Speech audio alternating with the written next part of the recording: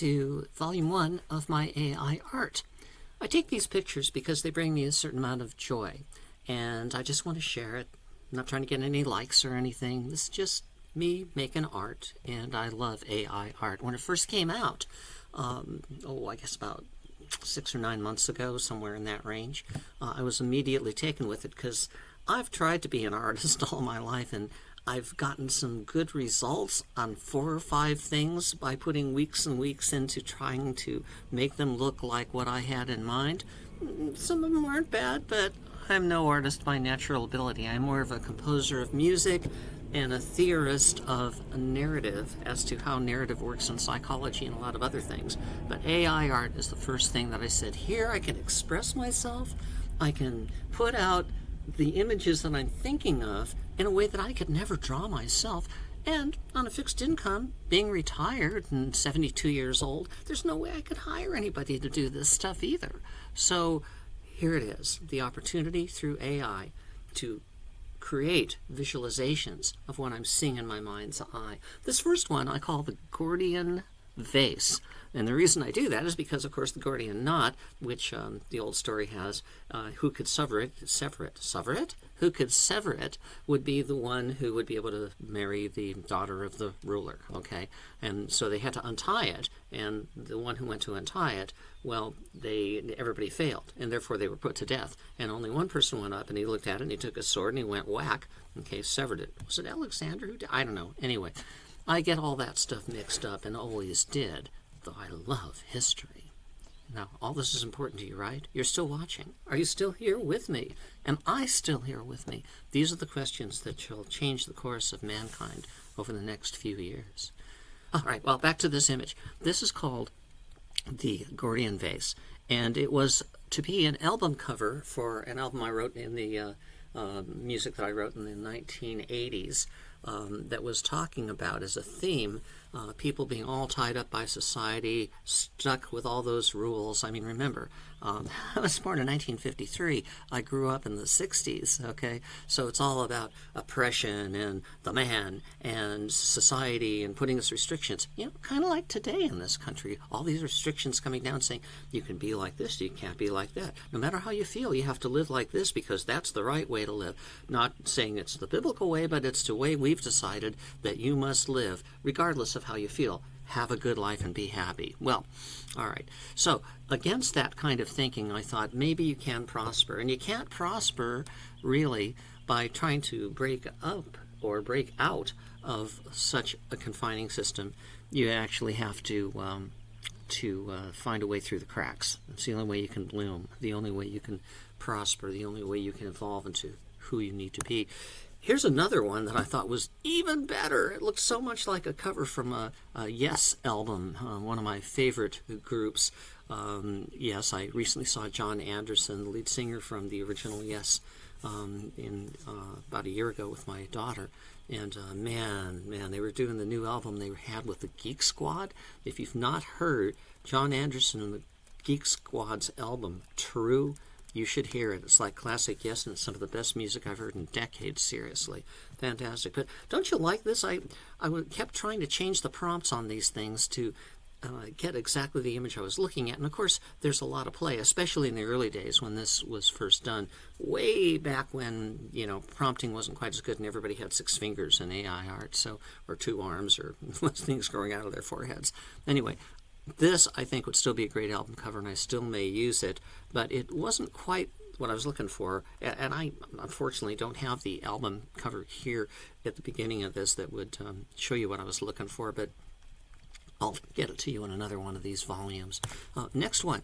This is some striking art, okay? Striking art of the same kind of concept, that here are all these half-grown people, some of them blooming a little bit, but nobody really taking off, and one person, one soul, one spirit manages to rise to the top, grow large and strong in the midst of this dry and barren field almost. Nothing's really doing very well, but this individual learned how. I wish I knew how. I mean, here I am on Facebook and I'm YouTube, where this is going to be posted, and I'm lucky if I can get a single hit, much less a single like. no views. I mean, 5 views. There was a time when I got like 100 views for my music and I was doing real well. So I put out a bunch of music and all of a sudden all the hits went away. The algorithm said, oh, you're being too creative. You're being too... More rules. See, just like this picture is talking about here. More rules. And here's, I think the final one in this series is like, look at that cityscape. Everything the same. You ever hear the song from Pete Seeger called... houses ticky tacky? It's about all these houses that are the same color and the same shape, and they cover all the hills, and they're all made out of ticky tacky, and it's exactly railing against the same thing my 1980s album was railing against. Every song touched on this theme at least a little bit. It was pretty good, but I'm no musician. I'm a composer, and so I can play guitar, and I've played trumpet and drums and keyboard mostly. But even with all that, I'm just not that good a musician. I make mistakes, and I'm not precise, and but I can compose like a son of a bitch. Can I say that? I guess I can say that. Anyway, I can compose like a son of a bitch. Anyway, here's something that I tried at the very beginning of my experiments with AI art. I love Peter Max's art from the 1960s. It was always kind of a little bit psychedelic, sometimes hugely psychedelic, and other times just an unusual influence. And so in those days of the early AI art, you could actually ask it to create a particular image you had in mind in the style of an artist, and it would freaking do it. I mean, it was amazing. No copyright issues, nothing like that sort. So I said, give me a 1920s car race in the style of Peter Max, and it gave me several of them. The concept was the thing here. Here's the first. I think it's pretty cool. Here's another one that's very much in his style. I think there's 4 of these. I don't have a preview, so I can't see what's coming. This one I just dearly love because there's so much passion in it with the 2 of them driving, and it's just a great image. I mean, that could be an album cover or something. I mean, isn't that worth, but it gets lost here on YouTube. Nobody sees it, I put it up on Facebook on a channel. I do one another after them. Hundreds, thousands, and nobody comments, nobody sees them, nobody joins. It's like, when I was growing up, oh, here's one more. Oh, how lucky we are. These are all from the same prompt. So you see there's a lot of variety. In this case, the prompts were very general, and therefore it gave me a lot of different varieties of what it thought a 1920s car race by Peter Max would look like. Sometimes the prompts are very specific and I get exactly what I'm looking for. But anyway, when I grew up, if you wanted to be an author, which is the first thing I wanted to be, I was 12 years old and writing a novel, okay? And so I'm trying to write this novel, and what do you do to get people to see it? Not because you want them to think, wow, you're great, or look, you wrote a novel, but you wrote something that you think is really good and you want to share it. I think that's true with most writers. I've spent a career, over a third of a century now, teaching story structure and storytelling technique to writers worldwide. Even some people using our stuff are Academy Award winners and bestseller novelists, and even one Pulitzer Prize winner just loved our theory called Dramatica, our theory of story structure. Dramatica, a new theory of story. I got a whole channel for it called Story Mind. If you want to learn about Dramatica, go to Story Mind on YouTube, and you'll find everything you need to know about this theory of ours, 30 years old. We even used it for the CIA and the NRO and the NSA to be able to analyze narratives in the real world that would help with anti-terrorism or unfriendly nations. We could figure out where people were really positioned, what they were thinking, what they were doing as a culture or as a group, and to project what they might not only do next, but do what ifs as to, narratively speaking, which narrative is psychology, they are the same thing, what they would do under different conditions. For example, if we chose to do this as a nation, what would it cause this other nation to do in response based on the entire narrative that they're all embroiled in? And so that's what I've done for a career. Oh, and little hint, we're forming a brand new venture where we're combining with another company to bring new resources in so that we can, this is like happening right now. I think the agreement was signed like 2 days ago. Anyway, we're going to have a whole new company and build not only story and fiction-oriented projects like Dramatica, but we're going to be building a bunch of new products for the real world, like self-help products and products for advertising. Well, you didn't hear all about this stuff. It's big ad. I'm not trying to get your money. I'm trying to share the good stuff. StoryMind on YouTube. You'll find it there. All right. Now this one, I wanted to do something like the 1800s. I wanted to come up with some kind of a sketch from the 1800s style, like you'd find in a book. These lithographs and wood cuttings and all kinds of things they put in there. And I had the idea of a small boy, obviously it's today, not in the 1800s, but done in that style. A small boy being left at the train station after the train has gone by, looking at the city, nobody there to meet him, and he's got his oversized suitcase that's just about the same size he is. What's he do? Where does he go? What life is holding for him? What's he feeling? I wanted to put ourselves in that shoes, narratively in his shoes, and look out to that scary future. And what kind of a kid is he, from nature or nurture so far? Will he curl up in a little heap and wait for somebody to find him? Or will we start moving on towards the city or in the other direction? Or just wait for another train? I don't know. But that's what I had in mind, and I said all that to AI, and it gave me this. And also this version as well, which looks a lot more like it belongs to an earlier era, but evokes much the same feeling as the first. All right, let's move on. Now we've got something a little different. This over here, this is my idea to come up with some alien eggs. I was thinking about the movie Alien and Aliens, and I was thinking, well, okay, suppose there are eggs, but not just with those kinds of creatures, the facehuggers. What if there are eggs that were in a real nest, okay, like on Earth, okay? And so could you create that kind of... So I put some prompts together, created this thing, and gave it to AI, and this is what it returned to me, along with these, which I think are great.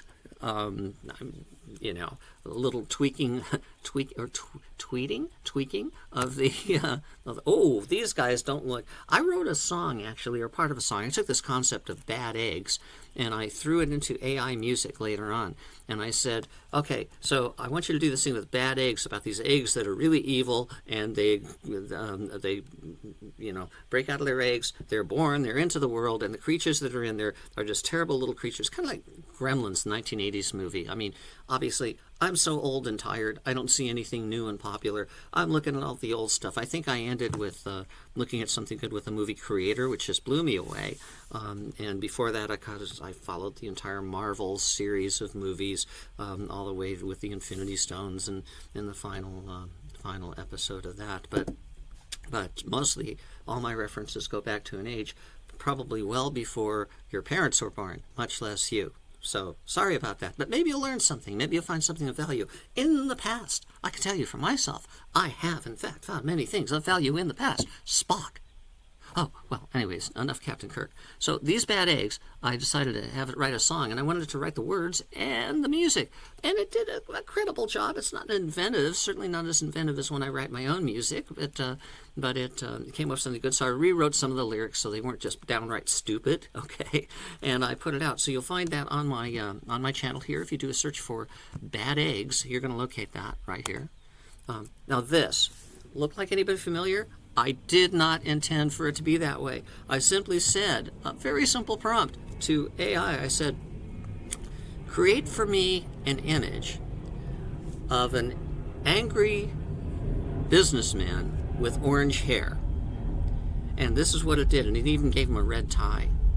I don't know, this is AI. It gets around, it has this large learning model, the LLMs, and it trains itself on everything that's out in the internet. And, I guess that's the image that it thought best expressed my prompt of an angry, fat businessman with orange hair. And this is it. Wow. Okay. Now, this was an interesting one. Again, I could do things in the style of artists. Now you have to say, give me something similar to the style of this artist, and then it will give you something that's pretty close, but not quite what you're looking for, and not quite in the style of the artist. They're playing it very safe while copyright is still up in the air on these things. Anyway, this was supposed to be the Statue of Liberty as if it had been shot by Ansel Adams. That's what I wanted. And it's pretty good. There's 4 of them, I think. Look at that. I mean, that's looking even more Ansel Adams. Very striking. He was my earliest hero in photography. You'll find on this channel my photography that I've done, which I don't think there's anything as good as that. But again, I've taken some good shots, always inspired primarily by Ansel Adams as the photographer who is my mentor. It's just amazing what he was able to accomplish, and that you should have at some point in every single shot you take the most perfect brightest white and the most perfect darkest black. So you have the whole range of in a black and white photo. And I've taken a lot of photos, I'm not in black and white so much, but I've taken color ones and converted them in black and white and adjusted the contrast and everything. That's sort of modern laboratory technique, whereas he did everything with chemicals. I started with chemicals, by the way. I started by working with chemicals when I was just out of high school. Before I went to college, I took time off and got a job at a place called Drury Photocolor. Okay, say that 5 times fast. Anyway, they were one of the last big photo processors just before digital came out, like about 10 years later. And I was responsible for quality control on the night shift at one point, trying to make sure that all the printers had the right chemical, so the colors came out right and the density came out right. And I would make slam decisions. I'd go ahead and bap in, go 3 points to the cyan and 14 points to the this. And sometimes they were massive, and they would come to me and they would say, will these things work? That's such a massive change. And what I loved about it was that it would slam in and it would lock right in place and it'd be perfect instead of gradually moving up to it. I prided myself in that, and clearly I still do. So anyway, there's another one of these things. Later on, by the way, I worked in photo finishing in that same company. Ooh, wow. Doesn't that just send you? I did make I think on this one, some AI animation, and the clouds are roiling.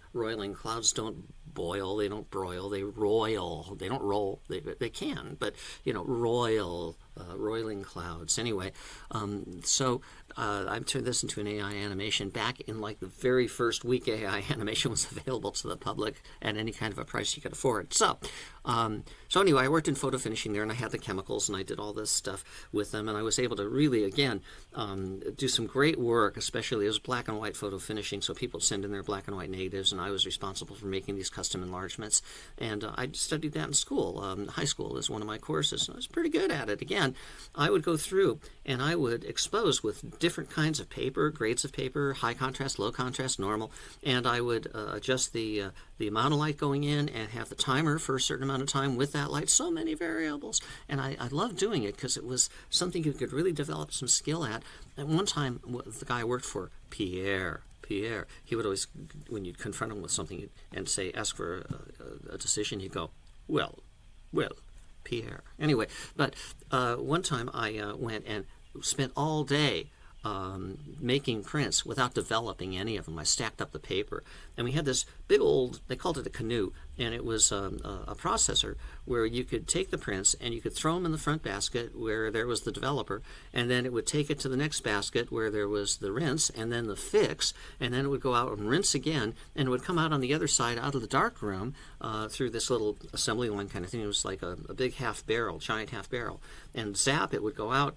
And so I spent all day working on that because he was the guy that dried those prints. He did color enlarging, and then he would dry all these prints. So nothing was coming out, and he didn't notice. And at the end of the day, 100 of these puppies came running out all at once, one after another, tray after another tray, pictures upon pictures, prints upon prints, and he was so overwhelmed. And I really liked doing that to the boss. Nice guy. He used to send me out for chocolate shakes on hot days. But there was one particular hot day when I was working there where the air conditioner went out, and it got up to like 110 degrees inside the developing room with all those chemicals, and up into the air went the fumes. And we worked for a couple of hours before we finally called an end to it, which was hard to do when you're working for a company. He's the supervisor of this one person, and to call an end to all production for our department, that was tough. But I was in there long enough that the day after that I developed a wheeze in my lung. I was in my 20, something like that, 20 years old at that time. And here at 72, I still have that wheeze in my lung, and I cough every night a little bit because of it. So, some things you do in your 20s, I'm pretty lucky it's never gone anywhere bad. But that was one of the experiences. But again, sending all that stuff down the pike so that he got it all at once, he just came into the darkroom. He says, what's going on? And that was such a grand moment for me. Well, that's about all I want to take right now to show you the first volume of some of this AI art I've done. And I will be back with volume 2 sometime soon. But if you subscribe to my channel, you'll find there's some of my music that I recorded 80 years ago. There's AI music that I've made today from my original songs. You'll find more images like this. You'll find things that I've written many years ago that I read and show in front of the camera. Ooh, wow, ooh, ah. They're all great, and at least to me, and that's why I put them up there, because I find them wonderful. I want to share them with you. Yeah, you. No, not you. You, okay? I want to share these things with you so that anybody who can find some value of it might get a smile, might get a little bit of insight, might feel better about their lives. Maybe it goes into the world and does a little good and sends out ripples that help take care of some of this crap that's out there right now that's really messing us up. So there you have it. That's the story for today. And subscribe if you want. Like this if you think it was worth your while. And if you made it this far, hey, congratulations. You're a real trooper. Okay. All for now. See you guys later. Hey, wait a minute. How do I shut this thing off? Oh. No, not stop sharing. Oh. Where's my... Oh. Uh-oh. Here, maybe? There? Yes. There it is. Okay. Bye.